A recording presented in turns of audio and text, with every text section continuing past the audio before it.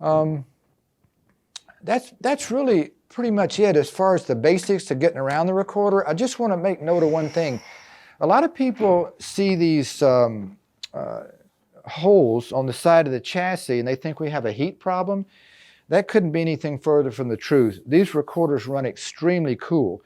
What this is, it's a ventilation for kind of a chimney effect, because this keeps the cold junction compensation value stable on these input modules, okay? So this is not to eliminate any heat from the processors. This is to really create a nice stable environment so that you get accurate cold junction compensation values in your input modules, okay?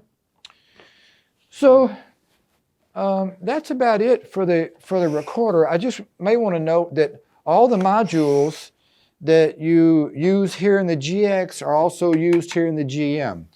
Basically, all the GM is a GX that has no local display. All the brain power, all the power in the GX series is in this module, this GM10 module right here. Here's the removable media for the GM10 module. But if you need local indication, a local operator interface in the panel, the GX is the way to go. If you don't need that local operator interface, if you just need a data node out in the panel where you can buy this just the GM10 itself. You don't even have to have any I/O here. You can have up to 500 COM channels and 200 math channels here in this one module. And you can collect data from multiple devices throughout the plant on this one module.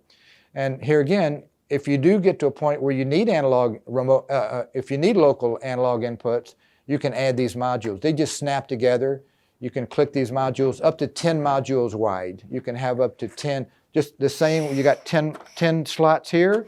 Same thing applies over here. You can have up to 100 hardwired inputs with one GM10 module, okay? The other difference is the GM10, you interface to the GM10 using the browser, okay? So that's the main difference between those two. So, and on the GM10, what you'll have here is 3 tabs. Here's a data tab where you're looking at trends, digital values. Here's a config tab where you're actually doing the configuration of the recorder.